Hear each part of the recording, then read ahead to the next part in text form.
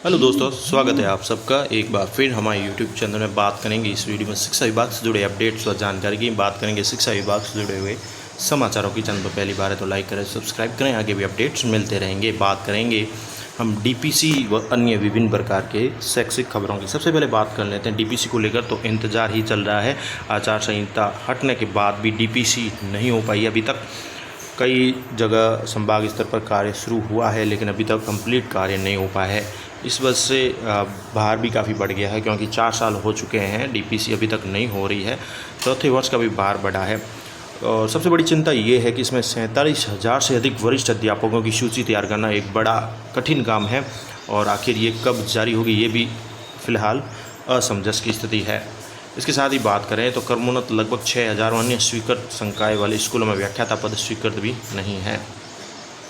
पूरी खबर लेते हैं तो वो इस प्रकार है कि राज्य में सत्ता तो बदल गई है। लोकसभा चुनाव के लिए लगी चुनाव आचार संहिता भी हट गई है। लगभग 20 दिन हो चुके हैं, और भाजपा सरकार के गठन के बाद सभी विभाग में विभागीय डीपीसी होनी थी। डीपीसी लेवल में राज्य का सबसे बड़ा शिक्षा विभाग शामिल है डीपीसी के लिए। इस विभाग में शिक्षकों की डीपीसी 3 शिक्षा सत्रों से नहीं हो रही थी। इस बार चौथे वर्ष का भी भार बढ़ गया है।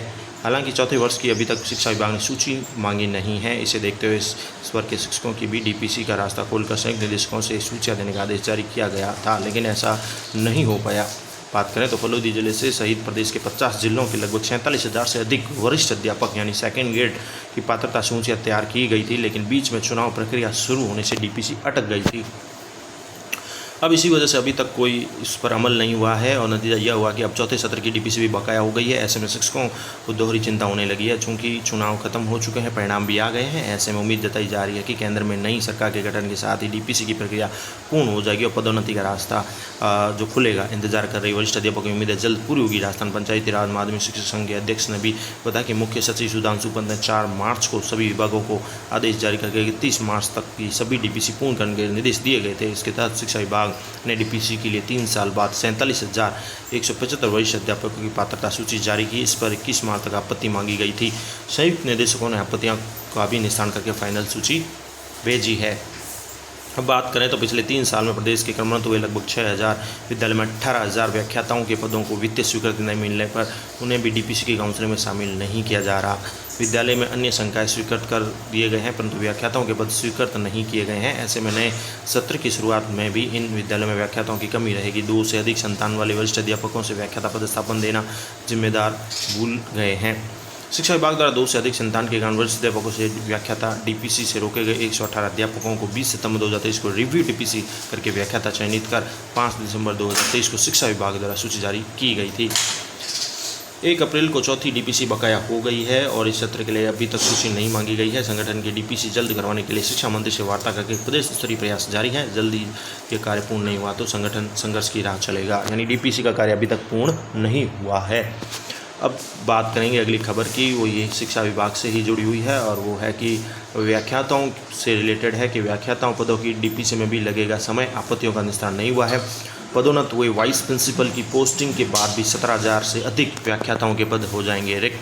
तो पहले वाइस प्रिंसिपल की जो पोस्टिंग होगी, उसके पश्चात जो है पद रिक्त होंगे। वाइस प्रिंसिपल को पोस्टिंग के बाद लगभग 17,000 से अधिक व्याख्याताओं के पद भी रिक्त हो जाएंगे। बात करें तो नए शिक्षा सत्र शुरू होने के साथ ही अगले महीने राज्य के सरकारी स्कूलों के व्याख्याताओं के 17,000 से अधिक पद रिक्त हो जाएंगे। शिक्षा विभाग में पिछले 3 साल से बकाया सेकेंड ग्रेड से व्याख्याता पदों की डीपीसी से पहले पदोन्नत वाइस प्रिंसिपल को पोस्टिंग दी जाएगी। यानी सेकेंड ग्रेड से जो व्याख्याता बनेंगे उन पदों की डीपीसी से पहले जो पदोन्नत हो चुके हैं व्याख्याता वाइस प्रिंसिपल के रूप में पहले उनको पोस्टिंग दी जाएगी, जिसके लिए शिक्षा विभाग ने काउंसलिंग का कार्यक्रम भी जारी किया है। काउंसलिंग के जरिए पदोन्नत हुए लगभग 5700 वाइस प्रिंसिपलों को नए स्कूलों में पोस्टिंग मिलेगी। वहीं सेकेंड ग्रेड से व्याख्याता पदों की डीपीसी में फिलहाल समय लगने की आशंका है। राज्य के मंडलों से आई आपत्तियों का निस्तारण अभी तक नहीं हुआ है। 3 साल की बकाया डीपीसी में करीब 10,000 सेकेंड ग्रेड शिक्षकों के व्याख्याता बनने की भी उम्मीद है।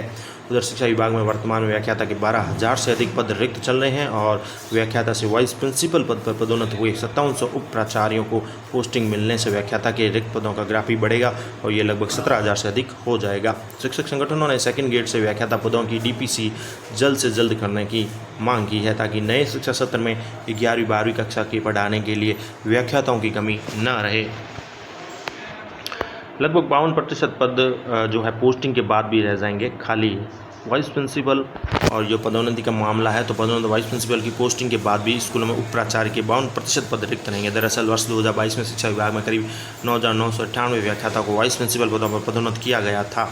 अब 1.5 साल बाद उन्हें पोस्टिंग दी जा रही है। न्यायालय के निर्णय के मुताबिक डीपीसी से व्याख्याता बने पदोन्नत वाइस प्रिंसिपल सभी वाइस प्रिंसिपल पोस्टिंग दी जाएगी, जबकि आरपीएससी जो है सीधी भर्ती के व्याख्याता जो विशेष वर्ग में शामिल है केवल उनकी काउंसलिंग होगी। उनके पदस्थापन आदेश जारी नहीं किए जाएंगे। ऐसे में केवल 5700 शिक्षा अधिकारियों को ही पदस्थापन मिलने की उम्मीद है। तो ये डीपीसी को लेकर अपडेट्स है। इसके साथ ही एक और बात करेंगे, जो अटकलें चल रही है कि शिक्षा विभाग में जो है सेवानिवृत्ति की उम्र है 65 साल कर दी जाएगी। आपको बता दें कि ये सेवानिवृत्ति की उम्र जो है सभी शिक्षकों के लिए नहीं है, बल्कि उच्च शिक्षा विभाग के लिए ही है।